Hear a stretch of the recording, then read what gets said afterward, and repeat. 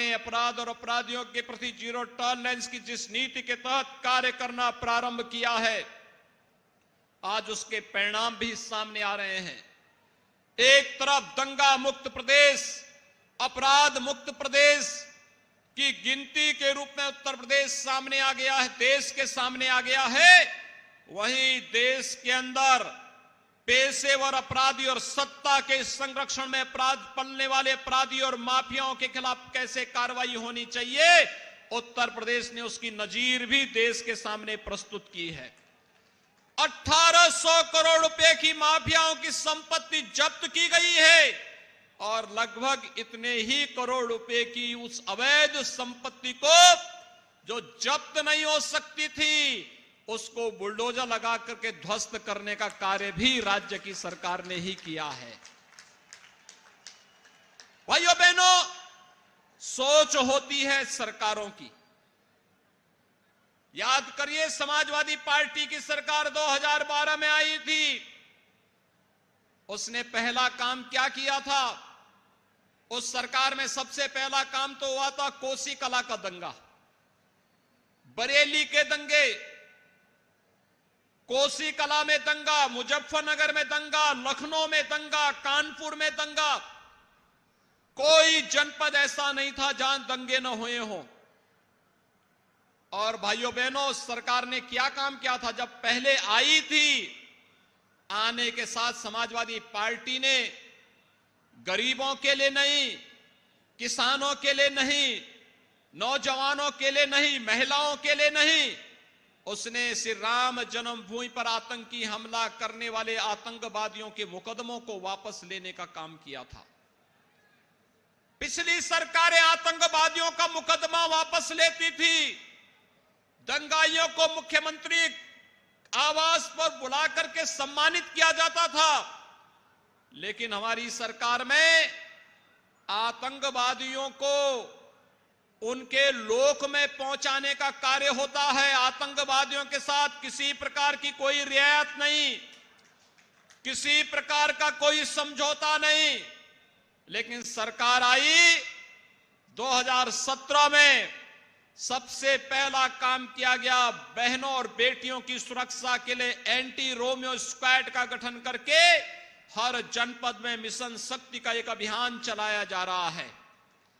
हमने पुलिस की भर्ती करवाई, 1.5 लाख पुलिस की भर्ती हुई और इसमें 20% महिलाओं की भर्ती अनिवार्य रूप से होगी। आज आप देखते होंगे कि हर जनपद में पर्याप्त मात्रा में महिला आरक्षी मौजूद हैं, जो प्रदेश के अंदर सुरक्षा का बेहतर वातावरण बनाने में अपना योगदान दे रही हैं। हमने दूसरा कदम उठाया था, 86 लाख किसानों का 36,000 करोड़ रुपए का कर्ज माफी का कार्यक्रम, जिसमें बदायूं में भी बड़े पैमाने पर किसानों का कर्ज माफ हुआ था। और भाइयों बहनों, हमारी सरकार का तीसरा फैसला था अवैध बूचड़खानों को बंद करके गोवंश की तस्करी को पूरी तरह प्रतिबंधित करने का कार्य करना। याद करिए, पिछली सरकारें आतंकवादियों के मुकदमों को वापस लेती थी, पिछली सरकारें महिलाओं की सुरक्षा के साथ खिलवाड़ करती थी, पिछली सरकारें किसानों को दी जाने वाली मदद में कोई सहयोग नहीं करती थी, बल्कि किसानों को मिलने वाली केंद्र सरकार की सहायता को भी हड़पने का कार्य कर जाती थी। भाइयों बहनों, गौ तस्करी और अवैध बूचड़खाने पिछली सरकारों की पहचान थी। हमारी सरकार ने तो न केवल अवैध बूचड़खाने बंद किए, बल्कि हमारी सरकार ने भाइयों बहनों जितने भी निराश्रित गौवंश थे उनके लिए गौ आश्रय स्थल बनाने का कार्य भी किसी ने किया है तो हमारी सरकार ने किया है। और भाइयों बहनों, हम लोग लगातार इस पर कार्य कर रहे हैं। जो किसान अपने घर में निराश्रित गौ वंश को रखकर के उसका पालन पोषण करेगा, हर गौवंश पर 900 रुपए हर महीने सरकार उसको देने का कार्य कर रही है। जो कुपोषित परिवार अपने घर में एक ब्याई हुई गाय निराश्रित गौ आश्रय स्थल से लेकर के अपने घर में पालन पोषण के लिए लेके जाएगा, उस परिवार को भी हम लोग 900 रुपए हर महीने गौवंश की सेवा के लिए उपलब्ध करवा रहे हैं। पहले गौ तस्करी होती थी, अवैध बूचड़खाने चलते थे, आज गौ तस्करी नहीं, आज तो भाइयों बहनों गौ सेवा का कार्य करके भारत की धरती से, उत्तर प्रदेश की धरती से गौ हत्या के कलंक को सदैव के लिए समाप्त करने का कार्य भी किया जा रहा है। ये बदला हुआ प्रदेश आज इसीलिए विकास की प्रक्रिया के साथ आगे जुड़ा है। पहले नौकरी निकलती थी और एक खानदान का पूरा खानदान वसूली के लिए निकल जाता था। खानदान में भी कोई ऐसा रिश्ता नहीं था जो महाभारत की याद में दिलाता रहा हो। कोई चाचा था, कोई काका था, कोई नाना था, कोई मामा था, कोई भांजा था, कोई भतीजा था, कोई बबुआ था, कोई किसी रूप में काम करता हुआ दिखाई देता था। लेकिन भाइयों बहनों, नियुक्ति के नाम पर पैसा वसूल लिया जाता था, नौजवानों की नियुक्ति नहीं होती थी, क्योंकि जब व्यापक धांधली होने लगती थी कोर्ट उसको स्टे करता था।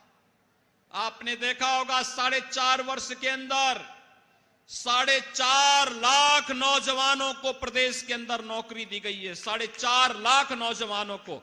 और किसी भी नौकरी के नाम पर कोई ये नहीं कह सकता कि इस नौकरी पर कोई प्रश्न नहीं उठा सकता है, क्योंकि प्रदेश का हर नौजवान जो आरक्षण के नियमों का पालन करते हुए व्यवस्था दी गई है, संविधान की इस व्यवस्था का पालन करते हुए अगर प्रदेश के अंदर अपनी मेरिट के आधार पर नौकरी प्राप्त कर रहा है, ये प्रदेश के लिए एक उपलब्धि है। उसकी प्रतिभा और उसकी ऊर्जा का लाभ हम प्रदेश के विकास में लेंगे। और जो लोग सरकारी नौकरी में नहीं प्राप्त कर रहे हैं उनके लिए भी हम नौकरी के रास्ते निकाल रहे हैं। कुछ सरकारी सेवा में आएंगे, कुछ निजी सेवा में आएंगे, कुछ लोग रोजगार में आएंगे, कुछ स्वतः रोजगार में आएंगे, लेकिन इन सबको जोड़ने का कार्य करेंगे।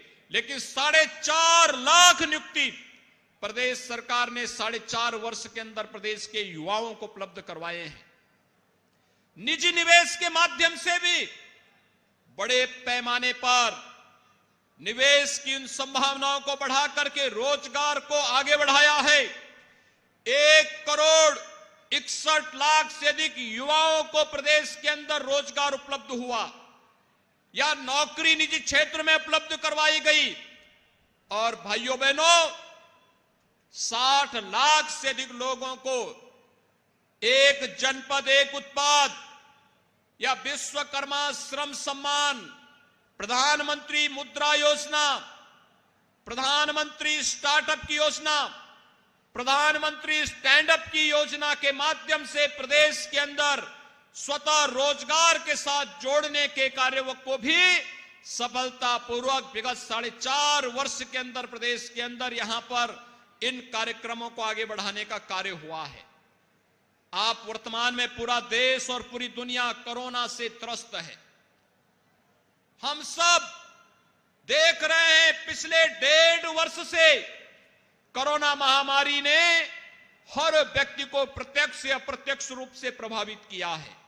पूरी दुनिया तबाह है, लेकिन उस सब के बावजूद जीवन भी और जीविका भी कैसे बचनी चाहिए, प्रधानमंत्री मोदी जी के मंत्र के का अनुपालन करते हुए आज प्रदेश में कोरोना अपने खात्मे की ओर है। मुझे प्रसन्नता है बदायूं जनपद में किस रूप में बेहतर प्रबंधन यहां के जनप्रतिनिधियों के मार्गदर्शन में यहां के सांसद, भारतीय जनता पार्टी के विधायकगण, कार्यकर्तागण, जिला प्रशासन, स्वास्थ्य विभाग, कोरोना वॉरियर्स, इन सभी के साथ मिलकर के जो अभूतपूर्व कार्य किए, कोरोना कालखंड में सेवा की जो मिसाल प्रस्तुत किए, वह आप सबके सामने है। भाइयों बहनों, कोरोना कालखंड में या तो केंद्र सरकार देश और जनता की सेवा कर रही थी या प्रदेश सरकार प्रदेश की जनता की सेवा कर रही थी या फिर जनप्रतिनिधि भारतीय जनता पार्टी के सांसद, विधायक, कार्यकर्ता जनता की सेवा में थे। विपक्ष के किसी नेता का कहीं अता पता नहीं था। ये सब होम आइसोलेशन में थे, सेल्फ क्वारंटीन में थे। जब ये लोग आपकी विपत्ति के समय आपकी सेवा के लिए तत्पर नहीं हो सकते हैं, आपकी सेवा में नहीं आ सकते हैं, तो भाइयों बहनों, चुनाव में भी इनको यही राह दिखाने की आवश्यकता है कि जब कोरोना कालखंड में ट्विटर पर थे तो चुनाव में भी ट्विटर पे ही तुम्हें जवाब देंगे और ट्विटर पे ही इनको जवाब देने की आवश्यकता है। आज आप देख रहे होंगे उत्तर प्रदेश ने भारत सरकार की हर लोक कल्याणकारी योजना में अग्रणी स्थान प्राप्त किया है। भारत सरकार के द्वारा जो भी ऐसी गरीब कल्याणकारी योजनाएं हैं, स्वच्छ भारत मिशन में 2,61,00,000 परिवारों को एक शौचालय उपलब्ध करवाया गया। 43 लाख गरीबों को ग्रामीण और शहरी क्षेत्र में एक आवास उपलब्ध कराया गया। 1,43,00,000 लोगों को प्रदेश के अंदर निःशुल्क विद्युत के कनेक्शन उपलब्ध करवाए गए। ये विद्युत के कनेक्शन उपलब्ध करवाने का मतलब इतने परिवारों तक बिजली पहुंचाने के लिए विद्युत का इंफ्रास्ट्रक्चर खड़ा किया गया।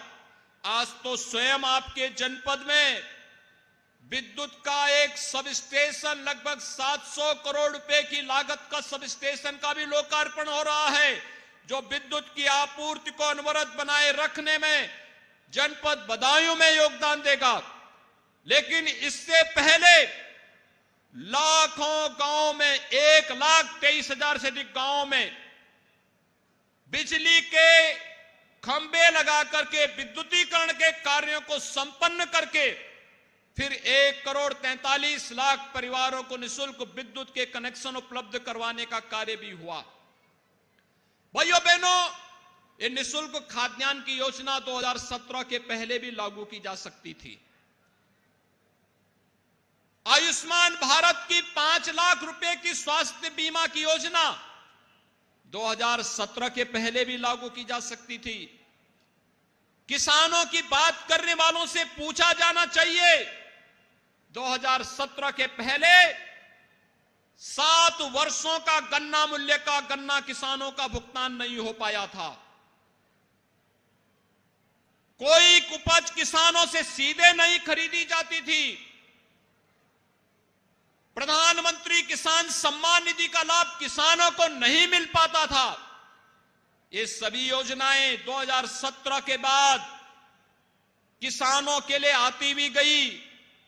आज प्रदेश के अंदर 2,46,00,000 किसान प्रधानमंत्री किसान सम्मान निधि में सालाना 6,000 रुपए प्राप्त कर रहा है। कोई भेद नहीं कहां का किसान है, किस जाति का है, किस मत का है, किस मजहब का है, ये भेद नहीं। अगर प्रदेश का अन्नदाता किसान है, किसान किसान है, उस किसान को प्रधानमंत्री किसान सम्मान निधि मिलना ही चाहिए। और आज प्रदेश के अंदर 2,46,00,000 किसानों को इस सुविधा का लाभ प्रदान किया जा रहा है। यह काम पहले भी हो सकता था, लेकिन पहले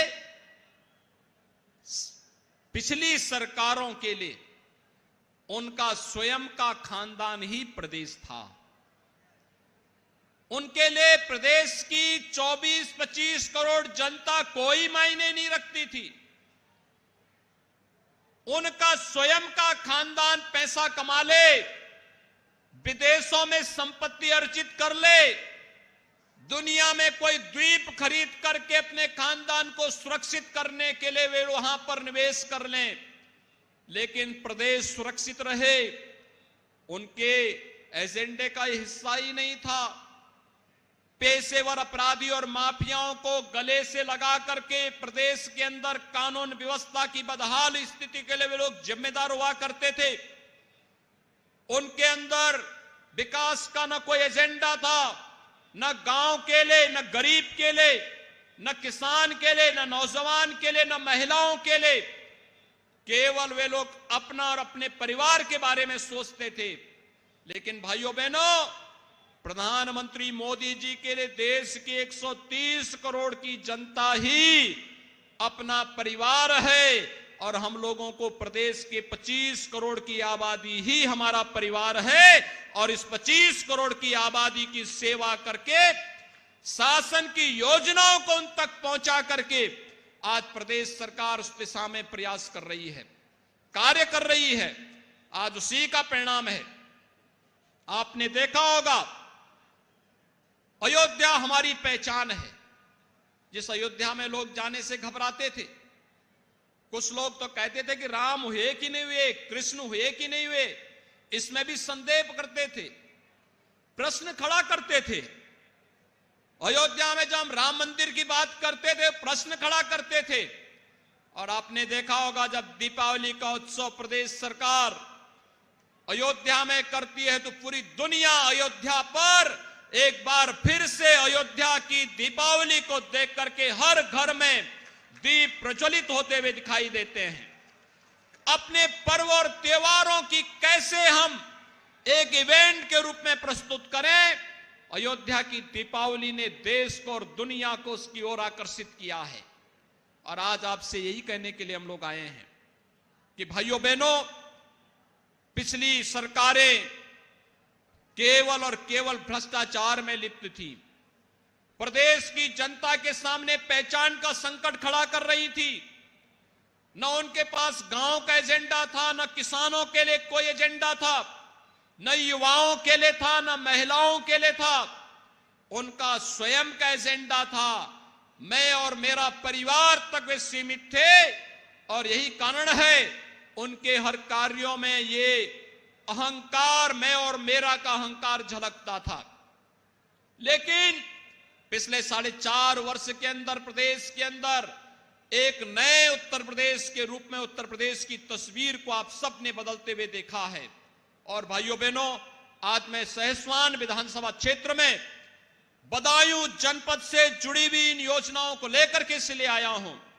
कभी ये बदायूं जनपद वेदा मऊ के रूप में जाना जाता था, वेदों के अध्ययन के केंद्र के रूप में जाना जाता था।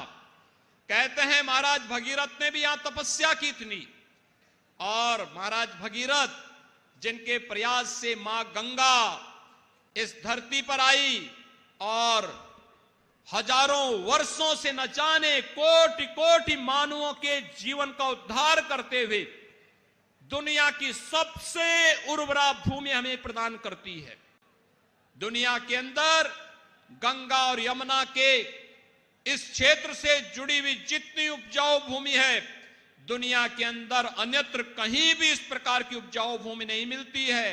और मैं तो कहता हूं, उत्तर प्रदेश के अंदर जो संभावना है, इस संभावना को आजादी के बाद की सरकारों ने टटोलने का प्रयास किया होता तो उत्तर प्रदेश का अन्नदाता किसान अकेले पूरे देश और पूरी दुनिया का पेट भरने की सामर्थ्य रखता है। इतनी मेहनती और इतना पुरुषार्थी है, लेकिन उस किसान को पिछली सरकारों ने शोषण किया था। क्रय केंद्र नहीं खोले जाते थे, उसको उसके हाल पर छोड़ दिया गया था। कोई किसान अपने पुरुषार्थ से मेहनत करता था, अगले दिन कोई गुंडा और कोई पेशेवर माफिया उसकी संपत्ति पर कब्जा कर लेता था। खेती किसानी घाटे का सौदा हो गया था किसान के लिए।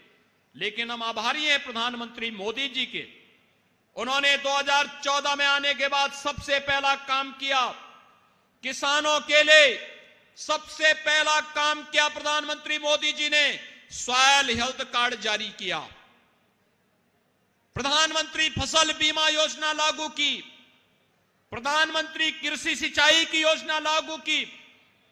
2018 में लागत का 1.5 गुना दाम किसानों को प्राप्त हो, इसके लिए एमएसपी उन्होंने जारी की। और भाइयों बहनों, 2019 के प्रारंभ में प्रधानमंत्री मोदी जी ने देश के अन्नदाता किसानों को प्रधानमंत्री किसान सम्मान निधि का लाभ भी दिया, जो आज देश के 12 करोड़ किसान जिसका लाभ प्राप्त कर रहे हैं। कोरोना कालखंड में कैसे सेवा होनी चाहिए, आपने वो मिसाल देखी होगी। फ्री में टेस्ट, फ्री में उपचार, फ्री में राशन और सबको वैक्सीन, मुफ्त में वैक्सीन, यह भी देश को उपलब्ध करवाया। कितने लोगों ने वैक्सीन लगाया है यहां पर?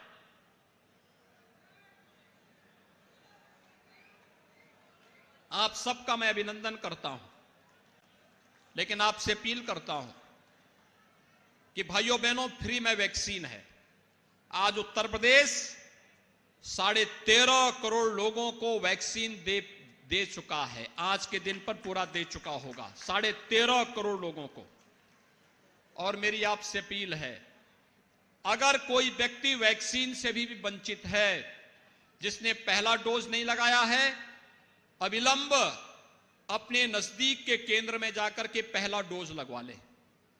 जिसने पहला डोज ले लिया है, 4 सप्ताह हो गए हैं, दूसरा डोज नहीं लिया है, वह जाकर के दूसरा डोज भी जरूर ले ले। यह कोरोना का सुरक्षा कवच है। जब तक कोरोना पूरी तरह समाप्त नहीं होता है, भाइयों बहनों, तब तक सतर्कता आवश्यक होगी। और याद रखना, फ्री में राशन भी इस दौरान प्रधानमंत्री मोदी जी ने दिया। लेकिन जब 2020 में 7 महीने तक, 2021 में 8 महीने तक, होली से लेकर के दीपावली तक फ्री में राशन देने का कार्य अन्नदाता किसानों को, अभी मैं देख रहा था लाभार्थी परक योजनाओं का लाभ जब मिल रहा था, मंच पर एक माताजी मंच पर आई और उसे आवास मिला था। मैंने कहा आपको कुछ और भी मिलता है? उसने कहा बहुत बड़ा कार्य हो रहा है, मुझे इस दौरान फ्री में राशन भी मिला, मेरी चिंता से मैं मुक्त हूं, अब कोई मुझे चिंता नहीं, घर भी मिल गया, राशन भी मिल गया। जब भाइयों बहनों कोई गरीब इस बात की बात करता है, कोई बुजुर्ग इस प्रकार की बात करता है, सचमुच लगता है कि हम लोगों का सत्ता में आना सार्थक हो गया है।